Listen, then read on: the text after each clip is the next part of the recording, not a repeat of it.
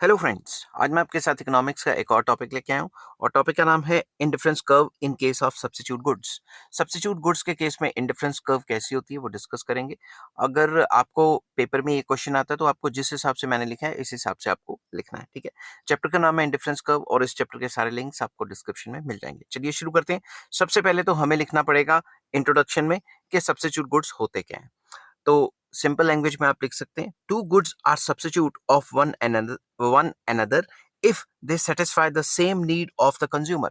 दो या दो से ज्यादा गुड्स जो है वो सब्स्टिट्यूट तब माने जाएंगे जब वो कंज्यूमर की एक ही नीड को सेटिस्फाई कर पाए। Hence they can replace one another in consumption. एक दूसरे की जगह पे आप इस्तेमाल कर सकते हो, ठीक है। Examples R T and coffee, Pepsi and Coke, etcetera etcetera. तो चाय कॉफी और जो पेप्सी कोक है वो वगैरह वगैरह एक दूसरे के सब्स्टिट्यूट्स हैं। Although there are certain exceptions कि जिन्होंने चाय पीनी है उन्होंने चाय ही पीनी है, जिन्होंने कॉफी पीनी है उन्होंने कॉफी पीनी है। बट हम एक जनरल टेंडेंसी बता रहे हैं लोगों की।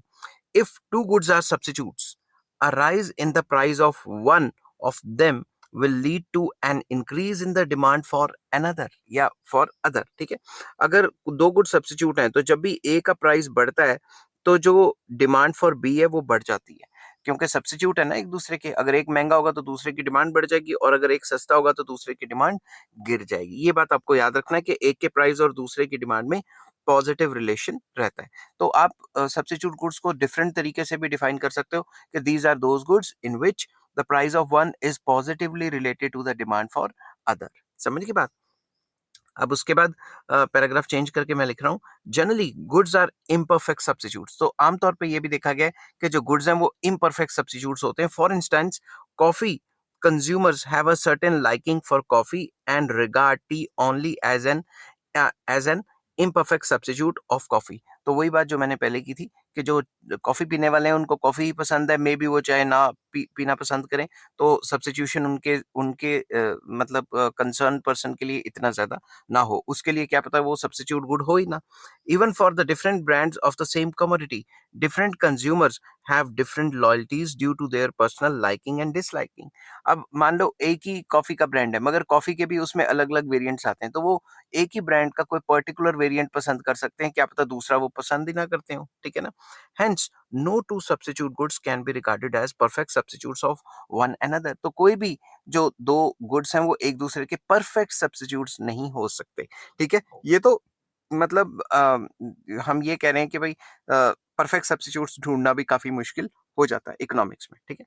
अब if two goods are perfect substitutes, the consumer will be willing to give up same quantities of one commodity to acquire one additional unit of another commodity at each stage। तो इसका मतलब ये है कि अगर दो गुड्स परफेक्ट सब्स्टिट्यूट्स हैं like Pepsi and Coke, तो अगर आप एक पेप्सी ज्यादा पीते हो तो आपको एक कोक ही सेक्रीफाइस करनी है ना, क्योंकि एक अगर वो चीज खा ली तो दूसरी जो चीज है उसका एक यूनिट ही आप सेक्रीफाइस कर लोगे, ठीक है। Therefore in this case the indifference curves have a constant slope throughout। तो इस केस में इंडिफरेंस कर्व की जो स्लोप होती है वो कांस्टेंट डाउनवर्ड स्लोपिंग होती है, ठीक है।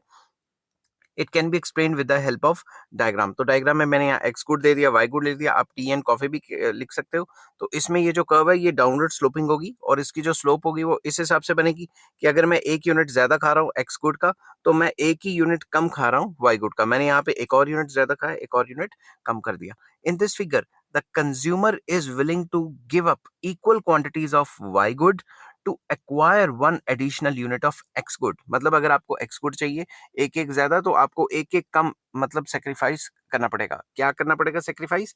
Y good. तो एक्स को एक एक ज्यादा लेने के लिए वाई को आपको एक एक कम करना पड़ेगा। दैट इज जो ए बी है, ए बी मतलब ये वाला area, it is equals to B C, and ये जो सी डी है it is equal to D E, and this area equal to this area. समझ गए बात। तो बात तो वही है कि अगर x का एक एक यूनिट ज्यादा लेना है तो y का एक एक यूनिट कम करना पड़ेगा, क्योंकि एक के बदले एक चल रहा है आपका, ठीक है। तो सब्स्टिट्यूट गुड्स का अगर आपको आए with the help of indifference curve या with respect to indifference curve, तो आपने इस तरीके से इसको एक्सप्लेन करना है।